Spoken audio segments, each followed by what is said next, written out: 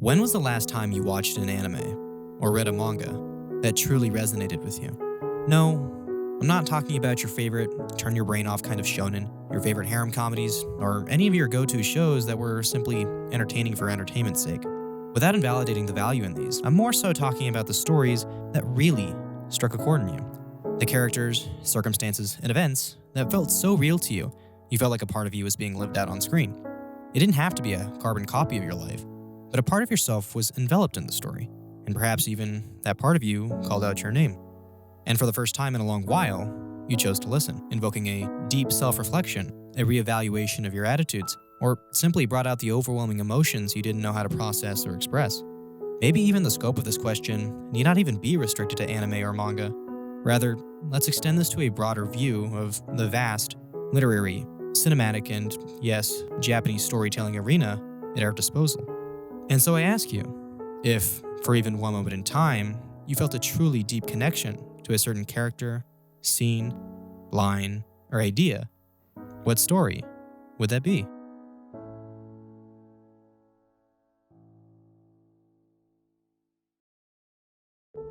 Most recently, I had the wonderful privilege of watching the 2016 anime film A Silent Voice, or Goe no Katachi. I know I'm late to the party on this one, and for that, maybe this video is not as relevant with the YouTube algorithms as it could have been once before, but that's least important. This was such an astonishingly beautiful film that desperately had something to say, and by far the most impactful anime I have ever experienced. Look, this isn't some formal essay with a proper structure. This isn't some professional analysis of the strengths and pitfalls of the film. I'm no writer or poet. I'm not even an anime expert. I'm just one person sitting at home that maybe needed to hear what was being said. And so, this is just a collection of the fresh thoughts and inspiration in my head, having just experienced it for the first time.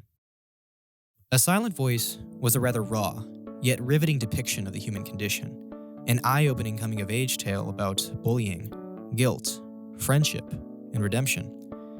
The story takes us through a slice of life of a young Shoya Ishida and Shoko Nishimiya, the former who mercilessly bullied the latter in grade school, and the latter who struggled with being deaf, which naturally put a handicap on her ability to communicate. Soon enough, Shoko is forced to change schools because of this, and Shoya is socially ousted for his actions and set down a cold and lonely path of guilt and self-hatred. When we fast forward to high school, we see how Shoya erects his own walls to protect what's little left of his self-worth. Much like the girl he cruelly tormented all those years ago, Shoya becomes deaf to those around him. Through his lens, we see a broken soul trapped inside a silent world. He decides that his final act before leaving this life should at least be to make amends with that girl, to bring her the many smiles she wouldn't have had to force upon others. We see how hard it can be to live with the self-hatred that festers inside both Shoko and Shoya, though obviously for different reasons. And we witness how the circumstances of their previous and newfound relationship affect their lives and self-perceptions as they evolve in tandem, as they clumsily stumble and rise again to mend each other's hearts. In this story that holds a very special place in my heart, what spoke volumes to me wasn't just the music or animation, though these were certainly breathtaking to say the least. No, the most impactful part of the piece was the realness of these themes, the relatability to the characters and their thoughts flowing in the stream of the story. They were all grounded in the harsh and tender realities of life. It's so rare and precious to see creators go out of their way to masterfully shape a piece of our vulnerability and imperfection into a story like this.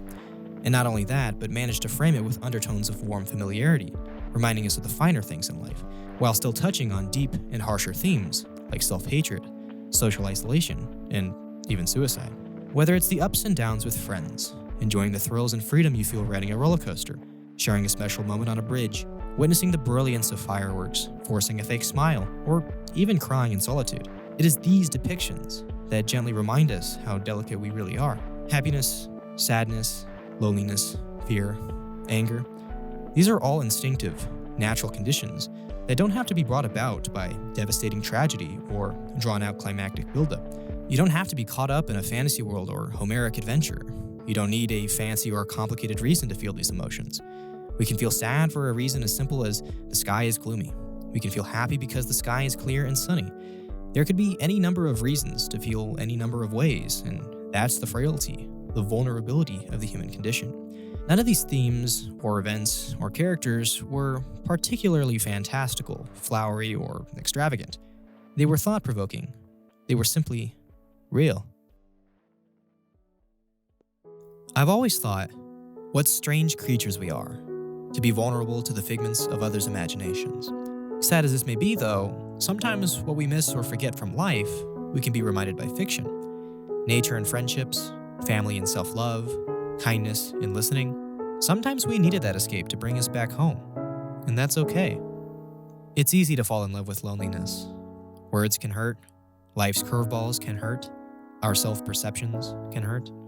It all becomes compounded, and so we shut our hearts away, placing X's over others and looking down to escape the cruelest, harshest, and even smallest pains in life. Nobody in this life gets away unscathed. Everyone, at some point, no matter the duration or severity, has a part in them that hates a part in themselves, even if we don't show it. Sure, maybe self-love comes easier to some, but for others, it doesn't.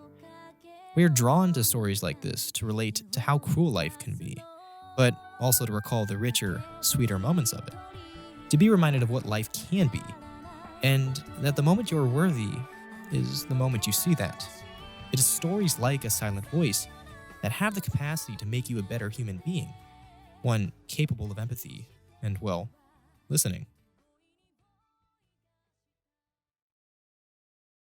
We're all the protagonists of our own stories. As such, we may find ourselves in a drama, fantasy, or science fiction, some in an action adventure, romance, or even horror. Most of us caught somewhere in between. The world is a vast, bountiful theater, humanity its players. We are reminded that every character in this theater has a voice. Some take on different shapes and sizes, some loud or quiet, and sadly, sometimes we choose not to listen. Yes, paying attention to what others literally say is an easy start, but never forget the clothes and hair people change and adapt, their eyes and mannerisms. This film gifts us with an unwavering reminder how some people laugh and smile in front of others to mask the pain in their hearts. When we cannot express ourselves in words, we'll speak in what we wear and in the strides we take.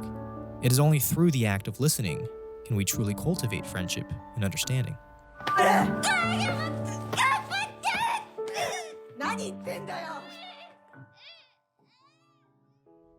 Undoubtedly, one of the cruelest torments in life is being given a voice you're unable to express. It's so easy to learn to hate yourself when you're subject to this, and those who spend their lives hating themselves become an agent of rage or sorrow. We may not all speak the same words or understand what's going on in someone's head, but even so, something as simple as human touch can be our universal communicator. A gift such as this should never be overlooked. Even if it's just a brief moment in time, it's in that moment that we can truly hear the sounds we make. Nobody chooses to be born the way they are. The choice is in the paths we take. It has always struck me as profoundly beautiful when the wielders of pens press their ink dry on a changed path, just as Shoya and Shoko had done, both as individuals and as friends. Our only way of knowing we exist, that we're real, and that we're heard, is through others. Yes, it's important to acknowledge one's self-worth on their own, but this must also be tempered by connection. Were it not for the relationships and contact we make with people, we would be nothing more than a distant, lonely star. We all have something to say, but not always someone to listen. We are but wanderers on this tricky path called life, never quite knowing where we'll go until we get there. I always say that in this labyrinth, there are no veritable shortcuts. You walk one way to no avail, and another the same result. We may not always choose the right path, but from our hardships, we know the faults in others. A silent voice reminded me that this world is shrouded in thorns, but it is also blanketed in warm sunshine. It is up to us to rise from the shadows, and when we cannot, it is okay to lean on others to help us live, hand in hand, ready to listen.